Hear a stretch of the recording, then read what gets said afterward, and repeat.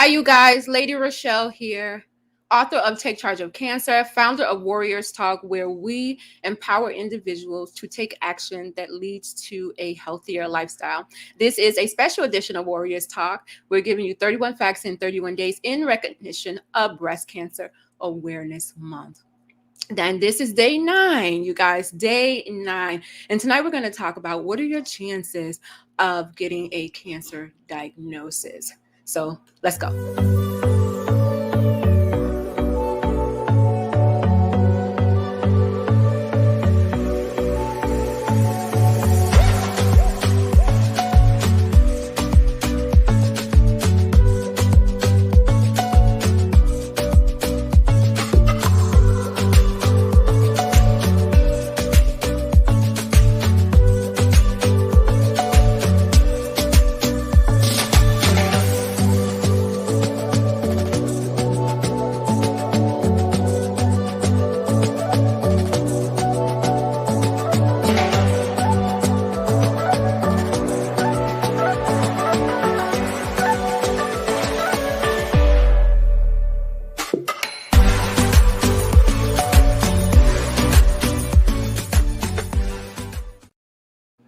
All right, so we are on again day 9, and our topic for today is what are your chances of being diagnosed with a cancer diagnosis? So, over the last 8 days, I would say we have talked about um, breast cancer risk, we talked about clinical trials, and we talked about different things as it relates to you and an increased risk of breast cancer. So tonight we're going to talk about what are those chances that you may be diagnosed with breast cancer. So we have all heard this before, that 1 in 8 women in the US will develop invasive breast cancer over the course of her life. And I just want to give you a visual to let you know exactly what that looks like, right? 1 in 8. So if you line up 8 women, then you know that one of them will be diagnosed with breast cancer sometime in their life. So sometimes when you see a visual, it just helps you to put the pieces together to know just the seriousness of this disease. And in 1970, at that point, it was 1 in 11. So we can see that the numbers have went down to 8, but it's not a good drop. We know that 1 in 8 just puts women closer and closer to being diagnosed with breast cancer.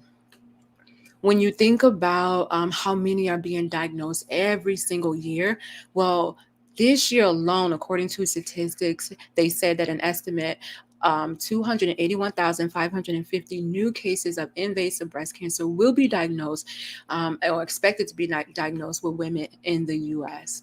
So that's a lot, you guys. That number is really high, considering that at this point in time, we should be somewhere different as it relates to breast cancer and the numbers that we see every single year, with so much research going on, with so many different walks, runs, and awareness programs going on in organizations. We should definitely be looking at a different number. Now, that's just invasive breast cancer. Now, there's still non-invasive breast cancer, which is 49,290 people will be diagnosed. I should say women will be diagnosed, but we do know men are also diagnosed with breast cancer as well. So what does it mean to have invasive breast cancer? Well, that means that the cancer has spread it from where it actually began, including surrounding the breast tissue, the normal breast tissue. So say for instance, well, not instance, I had invasive breast cancer, which means it was in my breast and then it was in my lymph nodes. It went to my lymph nodes. So it didn't stay in that area. So the non-invasive means it's staying in that area. It's not spreading outside of the breast tissue. So as we can see, more women are being diagnosed with the invasive versus the non-invasive. So let's talk about the death rate. And we know that women are still dying from breast cancer. As much as we talk about it, as much as we try to spread awareness, people are still dying. In fact, according to statistics, 43,600 women in the US are expected to die this year alone. And I can remember when I got diagnosed in 2013, that number was at 43. So I can see that the number has increased, and I'm not sure if maybe COVID had something to do with the numbers increasing, because we know when COVID um, struck our area, a lot of people appointments were pushed back, a lot of their procedures were pushed back, a lot of people wasn't able to get to their appointments, a lot of people, because their immune systems are weakened, they couldn't be in certain places, and they didn't want to take a chance of being in certain places. So that may play a significant role in that number being increased. And plus, a lot of women may have pushed back going to get that mammogram because of everything was going on. A lot of it didn't have anything to do with them. It was just like a lot of procedures was not getting performed unless it was like a major procedure. So, and that plays on a person's psyche when they're trying to fight this disease, and then you have all these different barriers that come up to say that nope, you need to wait, nope, you need to put this to the side, and then sometimes life happens and you forget, and then all of a sudden you're like, oh my God, I forgot, I gotta go get my mammogram. It does happen. It does happen. So, in the US, for women, breast cancer rates are higher than any other cancer. We know lung cancer is number one. We know that cancer itself is the second leading cause of death in the US. But for women in the US, breast cancer rates, the death rates are much, much higher. Much, much higher. And at some point in time, we have got to push prevention. We have got to um, start really focusing on a cure. And I know there's about 200 different cancers. And it's not just one breast cancer, it's different breast cancers. So the researchers are having to, if they're going to get a vaccine or find a cure, they have to focus on the one cancer at a time. You would think that by now we should have something in the bag. And if we do have something in the bag, guess what? They're not letting it out the bag, because we know that cancer is a money bag. And without cancer here in America and some other places, but not all, because other places, their healthcare system is a little different from ours. But we know that cancer is a moneymaker. We know you make money from chemo, you make money from that radiation, and you make money from the surgery. And if you have 280 something thousand women going through breast cancer, fighting breast cancer, then just imagine how much money that is a year. Now that's just with the non-invasive, and then you have the 49,000. I mean, with the invasive, and then you have the 49,000 for the non-invasive. So just imagine adding all that up, and those women are using chemo, they're having surgery, and they're having radiation. That's a lot of money. So if you were to take that away, somebody would be upset, right? Somebody be really, really upset. So that's really something to really think about, because we really need prevention. We really need a cure. Yes, I understand catch it early, but catching it early doesn't mean that you're not going to die. Catching it early doesn't mean that cancer is not going to come back. So just keep that in your head. So in women under 45, cancer is more common in Black women than white women. More young Black women are being diagnosed with cancer. And when they are, it's normally in the later stages and is normally more aggressive. Why that is, they're not quite sure. I know I saw a podcast that talked about something about binge drinking and younger women drinking. And we know that drinking alcohol, it puts you at an increased risk for getting breast cancer. And so they were saying that may be one of the links to why younger and younger women are being diagnosed with breast cancer. So overall, Black women they're more likely to die of breast cancer than Asians, Hispanics, Native Americans, Caucasian women.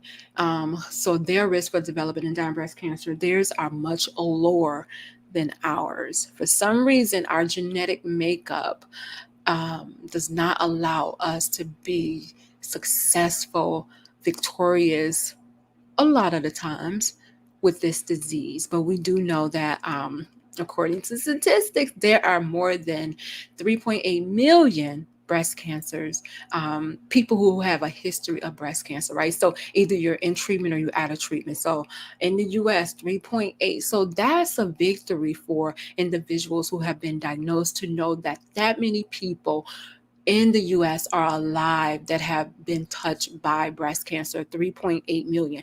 Now, we know that some of those people are still fighting. Some of those people are, beyond breast cancer, but they're still linked. There's some type of history, some type of side effects, something going on just to keep you in that loop as it relates to breast cancer. So that's a victory for anybody who's fighting breast cancer, to know that we have that many survivors out there. And a survivor is anybody, it's from the day of diagnosis. So you still could be fighting and be known as a survivor. So from the day of diagnosis, you are considered a survivor. So most breast cancer is really common when it comes to American women. So if you say what disease affects American women more than anything, and then breast cancer is going to be the one to come up, right? Out of all the diseases in the world, breast cancer is most common when it comes to American women. And of course, African American women, we know that with us, when breast cancer hits us, it's more aggressive, and normally they catch it in those later stages. Why? A lot of times because we're uninsured. Maybe when we go get the mammograms, we may be getting them after the age that's recommended. We should be getting them at 40, but if you have someone in your family that has a history of any type of cancer, then you're going in 10 years before the age of their diagnosis. You're talking to your doctor to say, hey, I have so-and-so that has cancer in my family. What's my risk? What do I need to do? Do I need to get genetic testing? So that conversation should start with you, because you should know your family history. We talk about knowing your family history. So once you get that family history, then that will equip you to start that conversation with your doctor to see when you should start.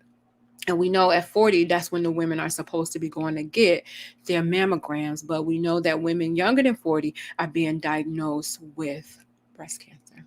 And I know at one point they pushing the age back. They say 45, but we know that women are being diagnosed younger, so that 45 does not work. It's killing more people than it is saving more people. So just so you know, that the only thing that really puts a woman at risk, that's like a greater risk, is that you're a woman. And of course, as you age, like cancer was known as an older person's disease, right? As you age, they say you more than likely to get cancer. Like at the age of 50, they say like more people at the age of 50 or older, more people are diagnosed with cancer. But we see that's not happening here, not in America. So they really need to update their statistics. But the most significant risk factor for breast cancer is that you being a woman, you being a female, you having breasts, and your age. So as you age, you should be making sure that you're getting your cancer screenings done on time. On time. It's as when your doctor gives you that referral, when they say, "Hey, it's time for you to go get this screening," just bite the bullet. Go get it done. Cross that off your list. So that's one less thing that you have to worry about, because then you don't have to worry about trying to prevent it early, because you don't already, catch it early, because you don't already took the test to prevent, right? So, what are your odds? What are your odds of getting cancer? So, they say anybody well, if you're like 45 or older, so it occurs more than out of 9 to 10 people, cancer occurs in people over the age of 45. And I'm trying to think about, as I was growing up, when I heard about cancer, I heard about people over the age of 50 being diagnosed, and maybe in their 60s. As when I was growing up, I never heard about, and not that it wasn't, they didn't get diagnosed, but I really didn't hear about people younger than 50 or younger than 60 being diagnosed with cancer. I always heard about someone older. When they said somebody died, I was like, oh, what they died from? Oh, they died from cancer. They had cancer. But those people were older. They were in their 60s, 70s, 80s. It was never anybody in their 40s, in their 50s, in their 30s, unless it was some type of rare, like maybe childhood cancer or something like that. But it says, in fact, the age is the biggest risk factor for this disease. More than 9 out of 10 cancers are diagnosed in people age 45. So, some people think that, we talk about with the breast cancer statistics, you think that because you don't have breast cancer in your family or any type of cancer in your family, you figure like you're not at risk. But we mentioned before that 85% of the women who are diagnosed with breast cancer do not have a hereditary link, and only 15% of them do have that hereditary link. So that lets you know that means that it's something with the environment, it's something with our lifestyle, that's lacking in us, that is causing us to have stress, that's causing us to have a cancer diagnosis when it's not hereditary. Because I'm telling you, the doctors would say they don't know. They don't know why you got it, or they'll say environmental.